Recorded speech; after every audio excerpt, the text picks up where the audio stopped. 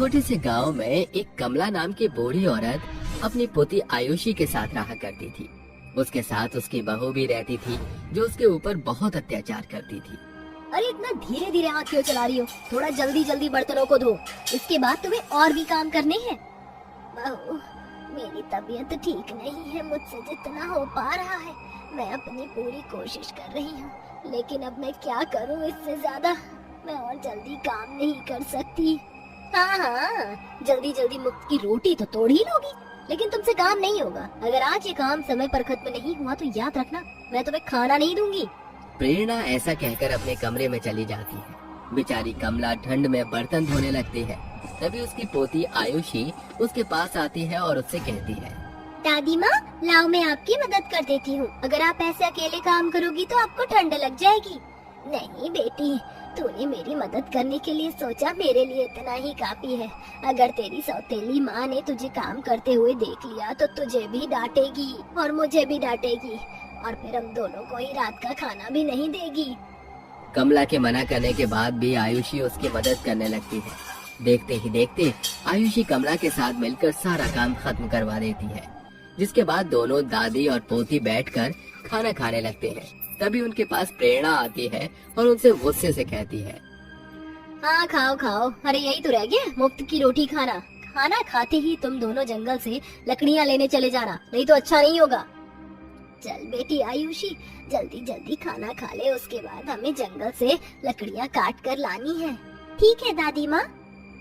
दोनों दादी और पोती लकड़ियाँ काटने के लिए जंगल में पहुँच जाते हैं। दोनों लकड़ियाँ काटकर एक नदी किनारे पेड़ के नीचे बैठ जाती हैं, जहाँ वो हमेशा लकड़ियाँ काटकर बैठा करते थे। उस नदी के अंदर कुछ पेड़ उगे थे, लेकिन उनके बारे में न तो कमला को पता था और न ही आयुषी को। दोनों दादी पोती आपस में बातें कर रही होती है। तभी वहाँ कुछ लोग आ जाते हैं और पेड़ को काटने के लिए कहते हैं, अरे यहाँ तुम दोनों क्यों बैठी हो? चलो यहाँ से उठ जाओ, हमें यहाँ पेड़ काटना है। तुम ऐसा क्यों कर रही हो? ये पेड़ कितना अच्छा है, इसकी छांव में हम लोग बैठ जाते हैं। अगर तुम इस पेड़ को काट दोगे तो हम कहाँ बैठेंगे? और पेड़ों को काटना तो वैसे भी सख्त मना है। देखो, हमें ये पेड़ काटना है, इसलिए हमारे रास्ते में मत आओ। उन दोनों के ऐसा कहते ही कमला और आयुषी पेड़ को पकड़कर खड़ी हो जाती है। हमारे होते हुए आप इस पेड़ को नहीं काट सकते। उन दोनों का ऐसा करते हुए देख वो दोनों आदमी वहाँ से चले जाते हैं और बाकी के छोटे मोटे पेड़ों को काटने लगते हैं। तभी पेड़ के अंदर से एक देवी माँ निकलती है। मैं इस जंगल की देवी हूँ। तुम दोनों का ये बर्ताव देखकर मुझे बहुत खुशी हुई है। तुम दोनों ने आज मेरे इस पेड़ को बचा लिया, तुम्हारा बहुत बहुत शुक्रिया। मैं रोज देखती हूँ तुम यहाँ लकड़ियाँ काटने आती हो, और तुम दोनों बहुत गरीब हो, इसलिए मैं तुम्हारी मदद करना चाहती हूँ। ये जो नदी में तुम पेड़ देख रही हो, ये कोई साधारण पेड़ नहीं है, ये चंदन की लकड़ी का पेड़ है, और ये चंदन बहुत मूल्यवान है। ये लकड़ी आसानी से कहीं नहीं मिलती, लेकिन आज के बाद तुम इस नदी के अंदर से चंदन की लकड़ियाँ ले जाकर बेच सकती हो। इससे तुम्हारी सभी परेशानियाँ खत्म हो जाएंगी। ऐसा कहकर देवी माँ वहाँ से चली जाती है, जिसके बाद कमला नदी के अंदर जाती है और उसके अंदर से चंदन की लकड़ियाँ तोड़कर ले आती है। जिसके बाद वो चंदन की लकड़ियों को बाजार में जाकर बेचने लगती है। चंदन बहुत कीमती था, जिसके चलते कमला की अच्छी खासी कमाई हो जाती है। अरे वाह आयुषी, जरा देख तो सही, हमें तो इसकी अच्छी खासी कीमत मिल गई। इतने सारे पैसे तो मैंने कभी नहीं देखे। दादी माँ, लगता है हमारी किस्मत चमक गई। अब आप मुझे एक नई फ्रॉक दिलवाओ, मेरे पास पहनने के लिए कपड़े भी नहीं है, ये फट गए हैं। अरे हाँ हाँ, क्यों नहीं, चल आज हम इन पैसों से अपने लिए नए कपड़े खरीदेंगे। कमला अपनी पोती आयुषी को नए कपड़े दिलाती है और खुद भी अपने लिए कपड़े खरीद लेती है। दोनों वापस घर लौट आते हैं, जिसके बाद उनके नए कपड़े देखकर प्रेरणा जल भुन जाती है। अरे ये समय मिला है तुम्हें वापस लौटने तक का? इतने समय से तुम दोनों कहाँ थी? तुम्हें घर के कोई काम नहीं दिखाई देते? और तुम्हारे पास ये नए कपड़े कहाँ से आए? पहले तो तुम्हारे पास ऐसे कोई कपड़े नहीं थे। कमला और आयुषी प्रेरणा से कुछ नहीं कह पाते, जिसके बाद वो दोनों चुपचाप घर के कामों में लग जाते हैं। लेकिन प्रेरणा के मन में ये बात खटक जाती है कि इन दोनों के पास नए कपड़े कहाँ से आए। आज देवी माँ की वजह से कई समय बाद हमें नए कपड़े पहनने को मिले हैं, कितनी अच्छी बात है। दादी माँ, आपसे हम चंदन बेचकर अपनी सभी परेशानियों को दूर करेंगे।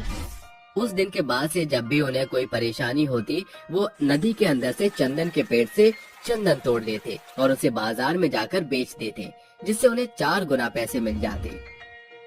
दादी माँ, रात को सोने के वक्त बहुत ज्यादा ठंड लगती है। मैंने माँ से एक रजाई मांगी थी, लेकिन उन्होंने मुझे नहीं दी। आप मेरे लिए एक रजाई खरीद लो। अरे मेरी बच्ची, तू चिंता मत कर, मैं तेरे लिए एक गर्म रजाई जरूर खरीदूंगी। अगले दिन कमला नदी के अंदर से चंदन की लकड़ियां तोड़ लेती है, जिसके बाद वो चंदन की लकड़ियों को बाजार में बेचकर उनसे पैसा कमाती है और कमाए हुए पैसों से वो अपनी पोती आयुषी के लिए रजाई खरीद लेती है। जिसके बाद कमला नई रजाई लेकर घर पहुंचती है। ये क्या, इतनी महंगी रजाई, और वो भी तुम्हारे पास? ये रजाई कहाँ से आई तुम्हारे पास? इतने पैसे कहाँ से आ रहे हैं? कुछ नहीं बहू, मैं इतने समय से लकड़ियाँ बेच बेच कर पैसे जोड़ रही थी। बस उन्हीं पैसों से मैं अपनी पोती के लिए एक रजाई लेकर आई हूँ। उसे बहुत तेज ठंड लगती है। अब तो मुझे भी जानना पड़ेगा कि ये 2 रुपए की लकड़ियाँ बेचने से इतने महंगे शौक पूरे कैसे कर रही है। कल मैं इस बात का पता लगा कर ही रहूंगी। प्रेरणा कमला और आयुषी की जासूसी करने लगती है। वहीं कमला और आयुषी दोनों जंगल की तरफ जाती हैं, तो प्रेरणा भी उनके पीछे पीछे चली जाती है। जिसके बाद प्रेरणा उन दोनों को एक नदी के अंदर जादुई चंदन की लकड़ी वाले पेड़ से चंदन तोड़ते हुए देख लेती है। अच्छा, तो ये बात है। ये दोनों इस नदी से जादुई चंदन के पेड़ से चंदन तोड़ती हैं और उसे बेचती हैं, जिसकी वजह से इनके पास इतने सारे पैसे आ रहे हैं। अगर मैं इस चंदन की लकड़ियों को तोड़कर बेचूं तो मैं बहुत अमीर हो जाऊंगी। प्रेरणा के अंदर लालच आ जाता है, जिसके बाद वो आयुषी और कमला के जाने का इंतजार करती है। उनके जाते ही वो नदी के अंदर जादुई पेड़ से चंदन तोड़ती है, लेकिन वो तोड़ नहीं पाती। अच्छा, ऐसी बात है। मेरा नाम भी प्रेरणा है। प्रेरणा, मैं इस जादुई पेड़ से चंदन की लकड़ी तोड़ कर ही रहूंगी। प्रेरणा तुरंत एक आरी ले आती है, जिसके बाद वे उस पेड़ को काटने वाली होती है। तभी पेड़ के अंदर से एक देवी माँ निकलती है और प्रेरणा से कहती है, तुम जैसी लालची औरतों का कुछ नहीं हो सकता। तुमने चंद पैसों के लिए इस पेड़ को काटने के लिए आरी ले आई। अब मैं तुम्हें इसकी सजा जरूर दूंगी। देवी माँ को अपने सामने देख प्रेरणा को अपनी गलती का पछतावा होता है और वो माफी मांगते हुए कहती है, देवी माँ, मुझे माफ कर दो। मुझसे बहुत बड़ी गलती हो गई। आइंदा मैं ऐसा कभी नहीं करूंगी। नहीं, तुम्हें सबक सिखाना बहुत जरूरी है, क्योंकि तुमने अपनी माँ जैसी सास के ऊपर, अपनी बेटी जैसी आयुषी के ऊपर बहुत अत्याचार किए हैं। इसकी सजा तो तुम्हें जरूर मिलेगी।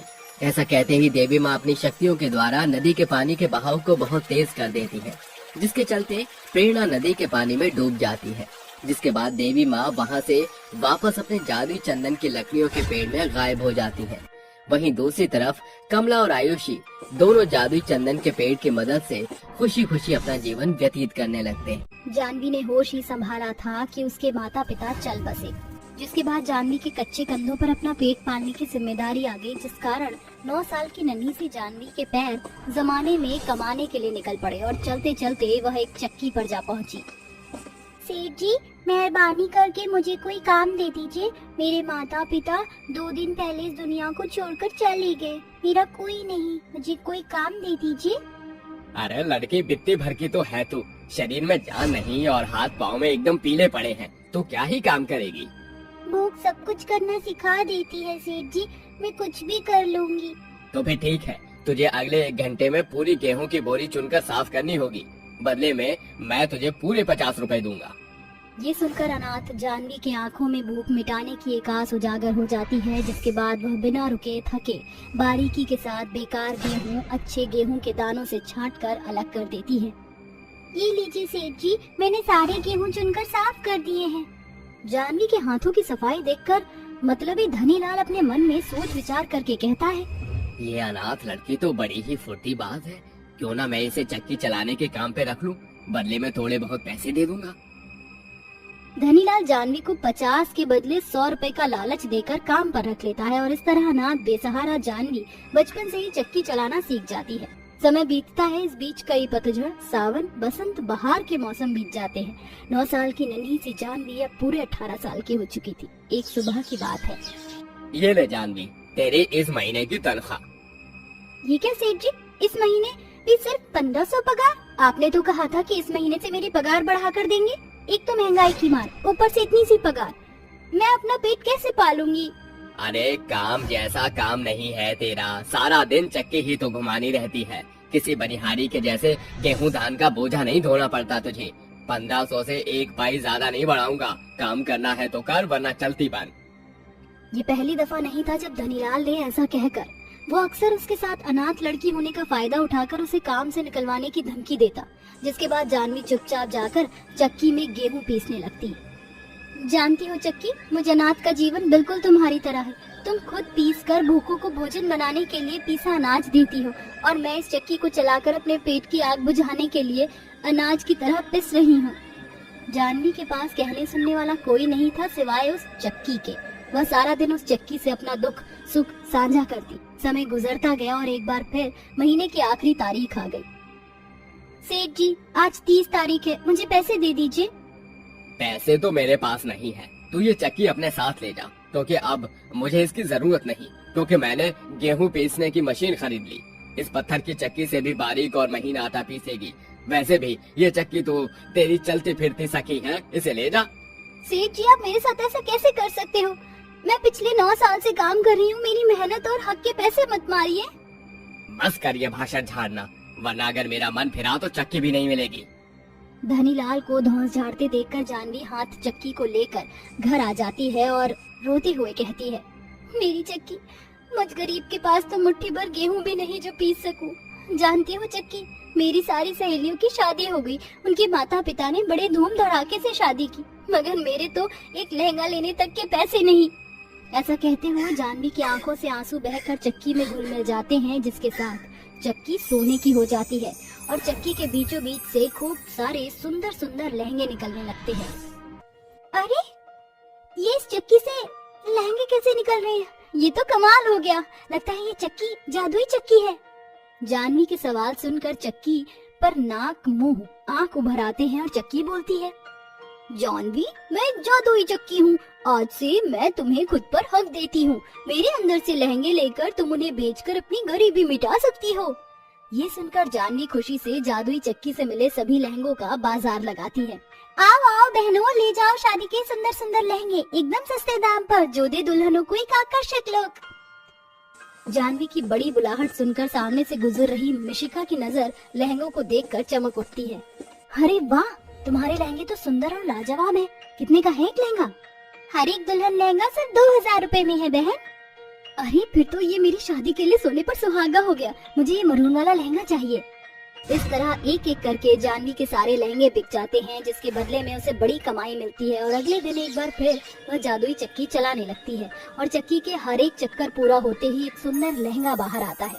ऐसे ही थोड़ी देर के बाद जादुई चक्की से कई सारे अलग अलग रंगों के लहंगे बाहर आते हैं। शुक्रिया मेरी जादुई चक्की, मुझे इतने सारे लहंगे देने के लिए। अब मैं इन्हें बाजार में बेचने जा रही हूँ।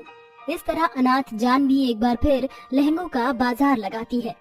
अरे आओ आओ बहनों, और ले जाओ सुंदर लहंगे एकदम कम दाम में। जानवी की बुलाहट सुनकर टिया और सिया नाम की लड़की की नजर लहंगों की टिमटिमाहट पर घिर जाती है।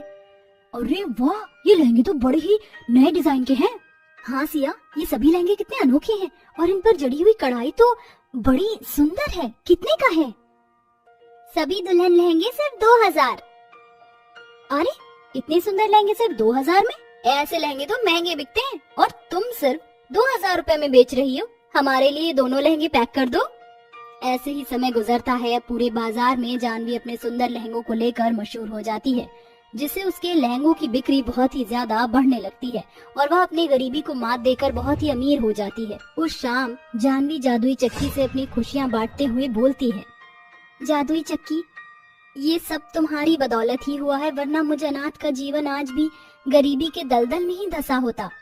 ऐसे नहीं जानवी, तुमने बराबरी की भागीदारी से अपनी गरीबी को खुद मिटाया है और अब वो दिन दूर नहीं जब तुम अपनी शादी के लिए मुझसे लहंगे की मांग करोगी। मगर जादुई चक्की, ऐसा कौन है जो मुझे अनाथ लड़की का हाथ थामना चाहेगा? जानवी जादुई चक्की से ऐसा कह ही रही थी कि दरवाजे पर एक आहट होती है। जी, आप कौन? मेरा नाम शौर्य है। आप मुझे नहीं जानती जानवी जी, मगर मैं आपको तब से जानता हूँ जब आपने बाजार में पहली बार लहंगों का काम शुरू किया था। तब मैंने आपकी आंखों में शादी की उम्मीद को जलते बुझते देखा। आज पड़ोस से पता चला कि आपका कोई नहीं है। मैं आपसे शादी करना चाहता हूँ।